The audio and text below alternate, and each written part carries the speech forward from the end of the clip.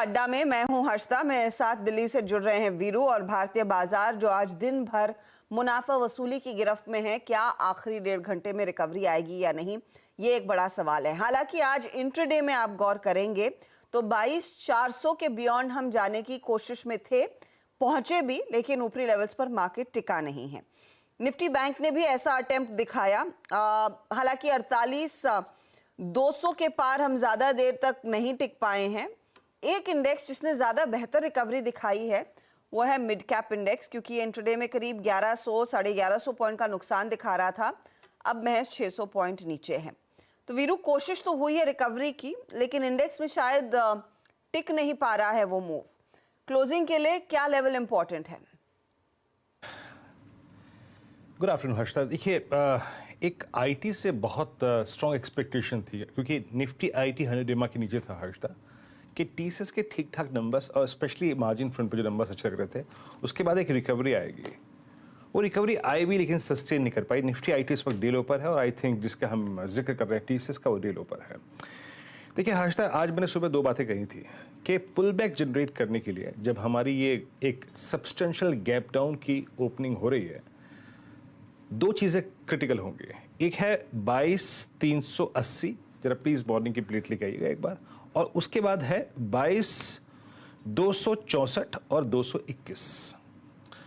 ये 2 ऐसे पॉइंट्स हैं जो पुल बैक जनरेट करेंगे। और अगर आपको ट्रेड करना हो तो प्लीज़ स्क्रीन पे ट्रेड कीजिएगा, कल को भूल जाइएगा। मंदी है तो मंदी है, तेज़ी है तो तेज़ी है। आज का लो एज ऑफ नाउ वही है 22,264, यानी अभी तक हमने सब्सटेंशियल पार्ट जो रिकवरी का देखा वो इस पिवट पॉइंट से आया। उसके बाद हमने 20 EMA को यानी 22,380 को इंट्राडे में एक बार रीगेन किया।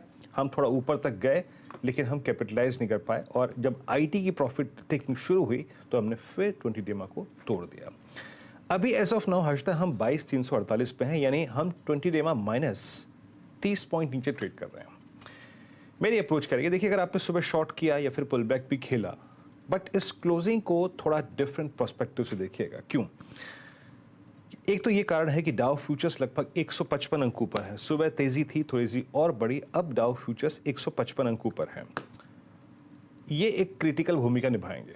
एटलीस्ट शॉर्ट्स को थोड़ा सा, जो कहते हैं ना, पैडल प्रेस करने में कहीं ना कहीं दिक्कत होगी हर्षदा, मेरे को लगता है एज ऑफ नाउ। बट जरा एक बार मैं आगे बढ़ूं, कोई कमेंट दूं, उससे पहले जरा ऑप्शंस के स्टैट्स देखते हैं कि निफ्टी के स्टैट्स क्या कह रहे हैं इस रेंज के। देखिए, इस ट्रैजेक्टरी में हम बहुत दिनों बाद ट्रेड कर रहे हैं, मतलब 20 EMA के नीचे, और अपने एक्सपायरी की पुट ऑप्शन के मंथली कॉन्ट्रैक्ट के सबसे बड़े नीचे ट्रेड कर रहे हैं। अब आपके स्कीम पे 22,400 पे कॉल राइटिंग हुई है। 22,400, 500, 600 पे लगभग आप समझ लीजिएगा कि 1.25 करोड़ शेयर जुड़ गए हैं, और नीचे 22,300 की पुट में करीब 80 लाख का आउटस्टैंडिंग हुआ है, 55 लाख शेयर जुड़े हैं। ये इंडिकेट ये कर रहे हैं हर्षदा कि शायद बाजार यहाँ पे 22,300 को थोड़ा रिस्पेक्ट दे। बट क्या मैं पुल बैक ट्रेड लूंगा? ना, नॉट एग्जैक्टली। अगर पुल बैक ट्रेड लेना है तो आपको इस वक्त सिर्फ एक चीज़ देखनी है, या तो निफ्टी 22,410, 420, या फिर एटलीस्ट मॉर्निंग स्विंग को काटे। और मॉर्निंग स्विंग हाई क्या था? अप्रॉक्सीमेटली 22,420, 430 की रेंज में, तभी कोई स्टेबिलिटी आएगी। अन्यथा हर्षदा, ये चांसेस बहुत स्ट्रॉन्ग है कि आप 22,380 या फिर 22,290 के बीच में रह जाएं। अगर कोई रिकवरी नहीं आई तो उसमें पार्टिसिपेट नहीं करना है। अगर पार्टिसिपेट रिकवरी में करना है तो वो है 410, 420 के ऊपर, एल्स कोई फायदा नहीं ट्रेड करने का, क्योंकि एग्जैक्टली जो क्रीम था वो निकल चुका है। तो रिकवरी पे under the impression of Dow futures जो 155 अंक ऊपर है, अगर हमें पार्टिसिपेट करना है हर्षदा, तो वो सिर्फ पहले कॉल राइटर के जोन यानी 410, 420 के ऊपर ही करना है। अदरवाइज ये बाजार यहीं पे या फिर सिंक होके लोअर बेस पर वो मॉर्निंग लोस को रिविजिट कर सकता है एज ऑफ नाउ। जहां तक निफ्टी बैंक का सवाल है, निफ्टी बैंक स्क्रीन पे लिखाइएगा, आपकी स्क्रीन पे आएगा निफ्टी बैंक। आज ये भी अपने इस सेशन का सब्सटेंशियल पार्ट, याद रखिएगा, 10 डे एक्सपोनेंशियल मूविंग एवरेज, और साथ ही साथ अपना दूसरा ऑप्शन बेस यानी 48,000 के नीचे बिता रहा है। मैं कुछ देर पहले HDFC बैंक को दिख रहा था, वो टिक नहीं पाया था। PSU बैंकिंग काउंटर्स में एक स्विंग आ रहा था। बात वही है, डाउ जोन्स फ्यूचर्स ऊपर हैं, क्या हमको थोड़ी सी रिकवरी यहाँ से दिखाई देगी? आइए जरा स्टैट्स को देखते हैं हर्षदा। स्टैट्स इस बात पे ये कहीं ना कहीं इशारा कर रहे हैं कि कॉल राइटर्स ने 48,000 की स्ट्राइक पर भी ग्रिप लेने की कोशिश की है। अब जो आपके स्क्रीन पे कॉल्स है ना हर्षता, जरा उनको जरा गौर से देखिएगा। 48,000 यानी सेकेंड पुट राइटर्स का एज पर फ्राइडे स्टैट्स जो सबसे बड़ा जोन था। 22,200 की कॉल मैंने यहाँ इंक्लूड की है क्योंकि यहीं पर आपका टेंडेमा है।